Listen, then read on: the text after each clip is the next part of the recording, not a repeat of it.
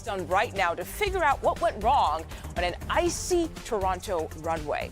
And the fate of the New York City mayor hanging in the balance. What could come next after the DOJ asked a judge to dismiss his corruption case?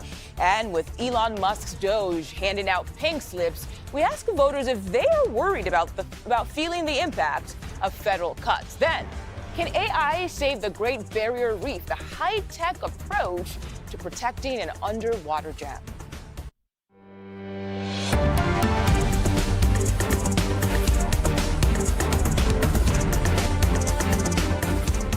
Welcome in to CBS News 24/7 on this Tuesday. I'm Mugo Dikwe. We just heard an update from officials in Canada. An investigation is underway to figure out how a Delta flight flipped upside down while landing at the Toronto International Airport. This happened yesterday afternoon.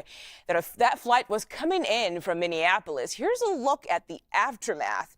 That plane flipped on its back. All 80 people on that plane made it out alive, thankfully. Airport officials said moments ago the area has seen an unusual amount of heavy snowfall in the week leading up to this incident. However, they stopped short of blaming the crash on the weather, as the investigation still needs to play out. Take a listen. From last Thursday to Sunday, Toronto Pearson saw extreme conditions, 2 separate snowstorms. On Thursday and Sunday, we got more than 20 inches, 50 centimeters of accumulated snow.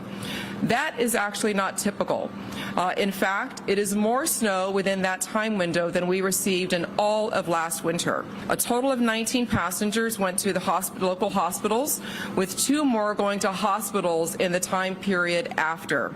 At this time, Delta Airlines has reported that 19 of those passengers have been released and 2 remain hospitalized.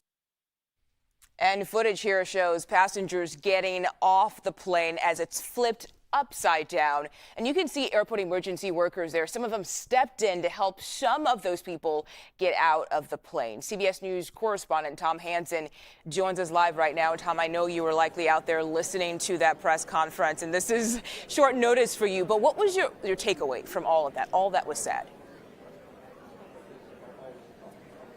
Yeah, well, Mugo, the million-dollar question has yet to be answered, which is what the cause of the crash was. Was it mechanical? Was it weather-related? Was it a miscommunication between the pilot and air traffic control? We still don't know the answer to that. The CEO, Deborah Flint, who you just heard from in that soundbite that you just played, she was rather tight-lipped about that. But what she did say was that for something that is in the category of worst-case scenarios, the first responders, the emergency response, was certainly a best-case scenario. These are people who jumped into action on a moment's notice. They arrived on scene. They were highly trained, and she described their response as a textbook response. Now, what she said about the injuries and things of that sort, that was also asked of her and first responders.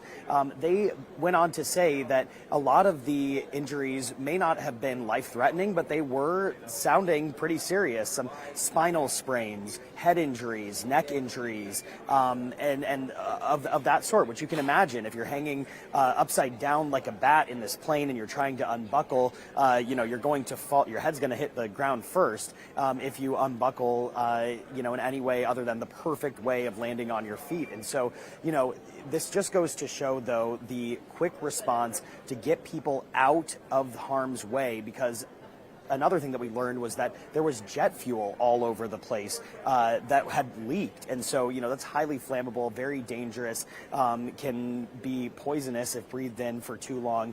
And so to get people out of the aircraft in a timely manner was paramount in saving lives and getting people out of harm's way. So overarching, what we did learn today was that the first responders did their job.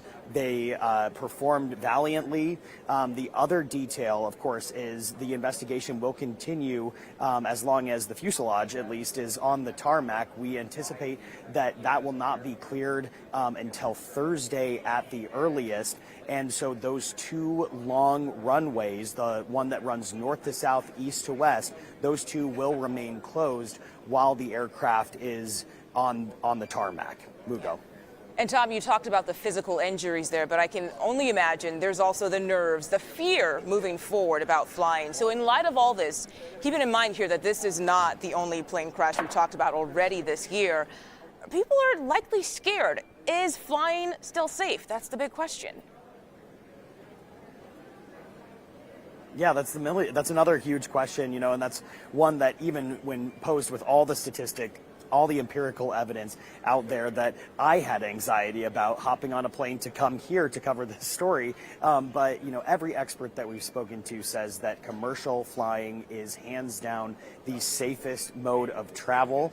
And that was echoed by the CEO. She mentioned that unequivocally, she made no bones about it. Commercial flying is safe in spite of this slew of high-profile aircraft incidents that have made headlines in recent weeks. Mugo. All right, Tom Hanson, thank you so much for your time today. We really appreciate it. Likely still a lot to come out of this investigation.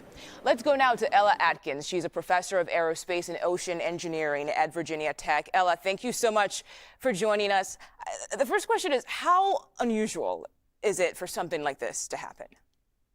It's almost unheard of to have a plane land upside down with their gear in the air and have everyone get out alive. That is remarkable, and I'm very happy to be saying that everyone lived to tell the stories of this in many years to come.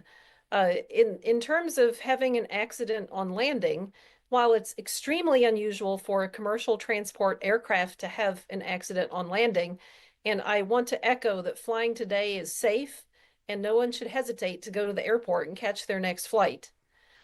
Landing is the most dangerous phase of flight. In this particular case, the aircraft appeared to have taken off normally, followed a normal flight route, communicated with air traffic control, and been lined up perfectly with the runway. So everyone was very surprised when something happened. Yeah, and I had no idea how dangerous landing could be until you mentioned that. And I think I have to ask here, because we know the investigation is still ongoing as we speak, and we don't want to speculate. But we do see the snow out there in that video, and we could also see what looks like wind, too, just blowing snow. Do you think that may have contributed to this crash? At this time, there's no reason to believe that the plane skidded because of snow on the runway. The runway was cleared and open. Other aircraft had not had trouble with it. So the plane appeared to touch down in a way that did not suggest the snow impeded its landing ability. Okay. And do you think this incident could trigger any regulation changes in the future? I don't think so. I think the main thing that we should be looking at here is that pilots always need to be vigilant every last second, especially on landing, all the way until the plane comes to a stop. The winds always need to be taken into consideration. If there are any unusual circumstances, it's safer to go around, even though passengers may be alarmed by this notion of throttling up and going around and trying again. That gives you a chance to be more stable next time around. I think the third thing that I want to say here is that the CRJs are extremely safe airplanes, regardless of the fact that there were 2 incidents. There's no reason to believe that the CRJ as an aircraft is flawed. They fly safely every day. And the one thing I want to point out is that they are a slightly older aircraft in some cases. They do not have auto-land systems.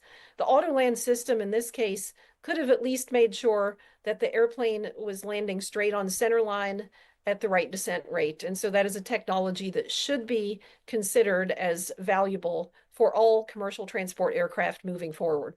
Okay, Ella Atkins, thank you so much for the insight you brought to this discussion. Appreciate it.